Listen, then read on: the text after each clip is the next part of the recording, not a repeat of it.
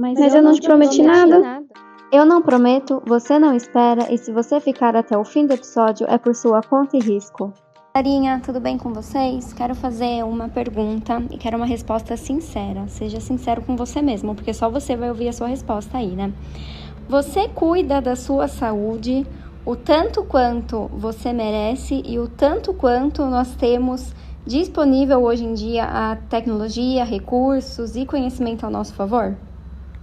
Por que eu tô perguntando isso? Porque se fosse vocês perguntando pra mim, a minha resposta seria não. Eu não cuido da minha saúde nem um pouquinho perto do que eu deveria. Quem sabe até o fim desse episódio a gente mude a nossa perspectiva diante dessa situação.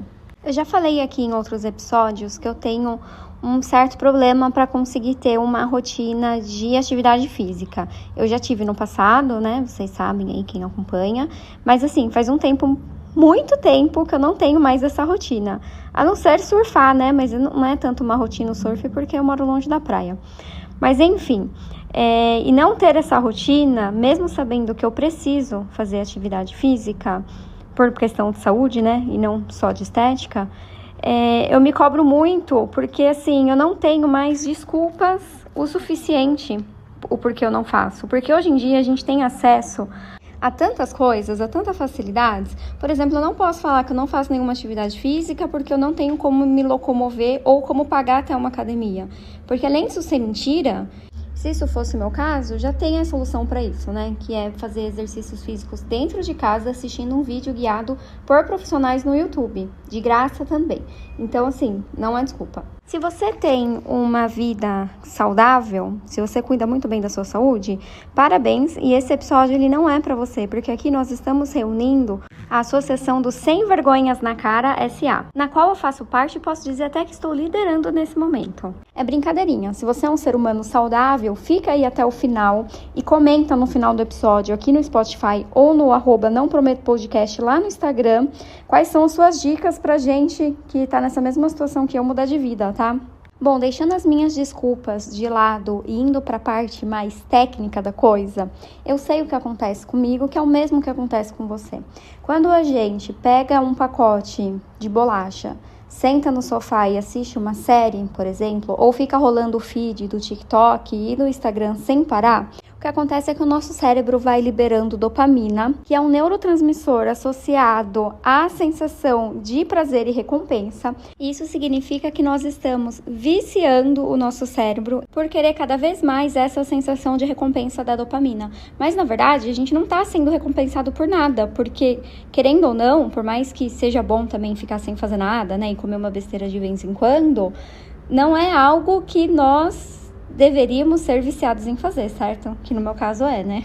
E eu tenho certeza que, assim como eu, a maioria das vezes que você deixa de fazer exercício físico, que você deixa de marcar um médico que é super importante para você fazer um check-up da sua saúde, ou qualquer coisa desse sentido, é porque você ficou tempo demais no celular e esqueceu ou perdeu o time de fazer essas tarefas e aí você ficou sem tempo. Tô errada?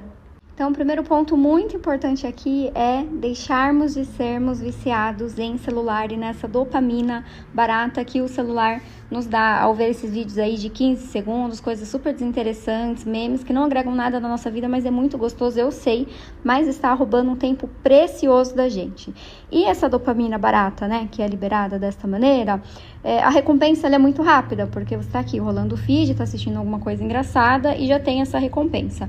Enquanto um hábito saudável, você tem uma recompensa muito valiosa, mas ela demora para vir, ela não é imediata que nem a dopamina.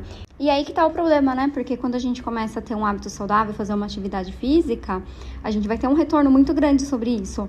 Mas esse retorno, ele demora, ele não é tão rápido. Tem uma coisa difícil que é começar, né? Porque muitas pessoas colocam metas irreais. Eu já tô num patamar que nem meta eu tô colocando pra mim mais. Mas assim, normalmente a gente coloca uma meta irreal de ir na academia 5 vezes na semana. Cara, se você não vai nenhuma vez, você acha mesmo que você vai 5? Não é melhor colocar uma meta de 2? E quando você estiver indo 2, você coloca 3? E quando tiver 3, você coloca 4?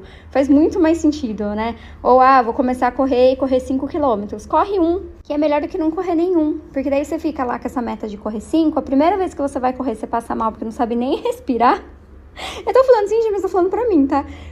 Passa mal porque não consegue nem respirar direito correndo e aí desiste. Eu falo, assistir filme e comer no sofá é mais fácil. E aí você volta pra estaca zero de novo. Mas eu vou contar pra vocês o que eu estou tentando fazer, tá? Se der certo, depois eu volto pra falar se deu certo. Mas primeiro, treinar 2 vezes na semana, esse é meu objetivo. E quando eu tenho sorte, eu treino 3, porque já é melhor que nada, porque nesse momento eu não estou fazendo nada. Então, meu objetivo, fazer exercício físico 2 vezes na semana, já é melhor que nada. E eu tive também uma outra ideia, eu vou no nutricionista muito em breve, que eu marquei. E a minha intenção não é fazer uma dieta, porque eu sei que eu vou falhar na dieta. E eu já tive também um histórico, né, com compulsão alimentar por causa de dieta muito restrita. Então eu não quero ter uma dieta, mas eu quero ajustar as refeições que eu consigo fazer dentro de um plano alimentar. Por exemplo, o café da manhã. É difícil você inventar alguma coisa muito diferente para fazer no café da manhã, né? Você come o que tem de mais fácil. Então, o que é esse mais fácil e saudável que eu deveria comer? Então, a minha visita no nutricionista vai ter esse objetivo. Ajustar o café da manhã, as marmitinhas que eu faço congelado. Não sei se eu já falei para vocês, mas uma vez por mês, mais ou menos, eu faço várias marmitinhas e congelo. Então, como eu já faço isso, eu também quero ajustar a quantidade, também o que eu faço, né, de marmitinha para congelar, as minhas necessidades calóricas. E esse é meu primeiro objetivo, porque é uma coisa que tá bem mais fácil de eu alcançar. Depois que eu fizer isso e der tudo certo, eu posso pensar, tá bom, e o que mais eu posso fazer para melhorar a minha alimentação? Eu tô muito confiante que eu estou indo num caminho seguro. Vocês concordam comigo? E eu acho que tem tudo para dar certo, porque são metas reais. E aqui é o segundo conselho que eu queria deixar nesse episódio. Porque o primeiro é tentar deixar de ser viciado em dopamina. Isso significa ficar vendo vídeo no celular, comer alimentos ultraprocessados e com muito açúcar. E reclamar, porque vocês acreditam que reclamar também libera dopamina, que é essa recompensa imediata? É muito louco a gente pensar nesse ciclo vicioso, né? Que é comer coisas não saudáveis, aí você fica num ciclo de reclamar que você não tá numa forma física ou não tem a condição de saúde que você gostaria. Em vez de ir pra academia, você fica no celular e aí você não sai nunca dessa rodinha do rato. O pior é que a gente sabe o que tem que ser feito, né? Mas mesmo assim a gente não faz. Eu tô dando meu exemplo aqui que eu sei que tem que ser feito, que é comer melhor, fazer atividade física, dormir. Eu durmo muito bem, graças a Deus. E ficar um pouco menos no celular, que isso vai ser benéfico pra minha saúde. Eu, no meu caso. Mas eu sei que você também tem coisas que você sabe que você tem que fazer, que pode estar relacionado a estudar alguma coisa do seu trabalho, ou alguma atitude relacionada a um relacionamento, a sua família, que você sabe, mas você não faz. Porque no fundo a gente sempre sabe o que precisa ser feito. E falando sobre o que precisa ser feito e sobre saúde, eu vou falar sobre a minha batalha contra a enxaqueca. Quem é meu amigo na vida pessoal, com certeza já me ouviu falar sobre isso, ou teve algum compromisso comigo desmarcado, porque naquele dia eu tava com uma crise de enxaqueca das bravas. Você sabia que 15% da população sofre de enxaqueca e, na sua grande maioria, mulheres? Ô, glória! A minha mãe, infelizmente, sofre desse mesmo problema e, nossa, foram muitas idas no hospital ao longo da minha vida. Eu vendo ela sofrer com isso e depois começou a acontecer comigo também, né? Já faz alguns anos. E não tem nada pior pra quem sofre de enxaqueca ouvir que é só uma dor de cabeça. Gente, não é só uma dor de cabeça. Eu já sofri muito com isso porque, assim, é uma dor pulsante que dá só de um lado, né, do cérebro e é causada pela dilatação dos vasos sanguíneos e também um fluxo maior de sangue na cabeça. Não tem uma causa, tem, assim, fatores que desencadeiam a crise. Mas se você não tem enxaqueca, não é porque você vai comer um tipo de alimento que eu como que vai ter uma crise, entendeu? Eu tenho enxaqueca porque tenho, é um fator genético, né? Conforme a minha mãe teve, eu também sofro desse mesmo mal há muitos anos já. E a alimentação saudável é, assim, uma chave fundamental para eu ter controle sobre as crises. Porque tem a maioria das coisas que desencadeia, né, uma crise de enxaqueca tá ligado à alimentação. Como, por exemplo, bebidas estimulantes, né, energético, café, chocolate. Bebida alcoólica é a pior coisa para enxaqueca. Tem dia que eu posso tomar uma taça de vinho, que é o suficiente para eu ter enxaqueca no outro dia. E eu lembro que minha mãe falava pra mim, eu fui numa festa de família, tomei 2 cervejas e no outro dia ela tava passando mal de enxaqueca. E eu não acreditava, eu falava, 2 cervejas, até parece que ela ia ficar assim, porque a gente acha que é ressaca, né? E eis-me aqui agora, sofrendo exatamente da mesma maneira. Então, além da bebida alcoólica, tem uns alimentos muito aleatórios, que se eu como também me dá crise de enxaqueca, gente, olha que louco. Pipoca, suco de laranja, melancia, pepino, são coisas assim que eu acho que a digestão é ruim, então isso também desencadeia. Além, claro, né, de comidas gordurosas, carne de porco e etc. E a atividade física, ela ajuda muito, mas dependendo da atividade física, por exemplo, quando eu levanto muito rápido, se sobe, sabe quando você sente que o sangue subiu pro cérebro?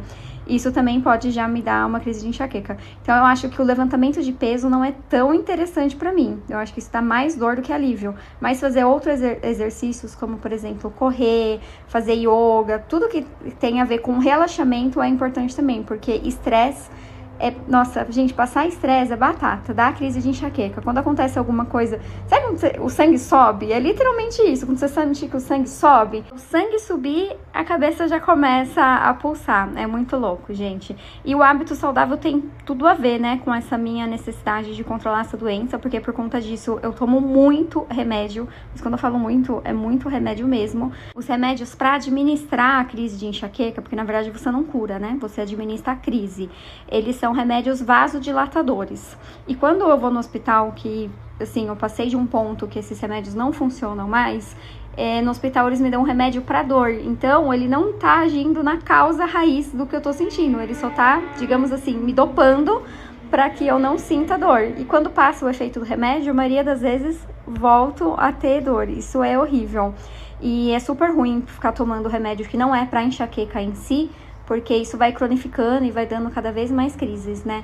Se você conhece alguém que tem enxaqueca e quiser trocar alguma ideia sobre as minhas tentativas de tratamento, eu já tive muitas tentativas, né? Então eu posso falar com propriedade sobre isso. A minha última tentativa foi tomar um remédio para pressão alta, claro, gente, acompanhado de médico, né? Isso foi uma prescrição médica. E para que diminuir justamente esse movimento circulatório, sabe? Eu não sei se é assim essa expressão certa, mas dá para entender, né? Porque você não vai ter esse fluxo, talvez, de sangue tão forte na cabeça. E acontece que eu não tenho pressão alta, então eu senti que o remédio me colocou muito pra baixo, sabe? Eu fiquei assim, parecendo um zumbi os dias que eu tomei, com muita baixa energia, sem energia pra fazer nada. Eu acho que isso foi um efeito colateral do remédio, então eu parei. E hoje eu só fico administrando quando eu tenho a crise, mas é muito importante o hábito saudável, né? Falando sobre a enxaqueca, que é algo que eu sei que tem que ser feito, mas nem sempre eu faço. Difícil isso, né? E você, gente, o que você sabe que você tem que fazer e você não faz? Tá na hora de mudar isso, né? E você sabe que o melhor dia pra fazer isso não é amanhã, nem semana que vem, nem na próxima segunda, é hoje. Em relação à sua saúde, não tem ninguém que possa fazer nada por você, a não ser você mesmo. Então, se você tá procrastinando de marcar aquele médico, aquele exame de rotina que tá na sua gaveta lá com o exame médico já vencido, porque já faz 3 meses que você foi no médico e não voltou com o exame, agora é a hora. Vamos fazer o que precisa ser feito, gente. Tchau!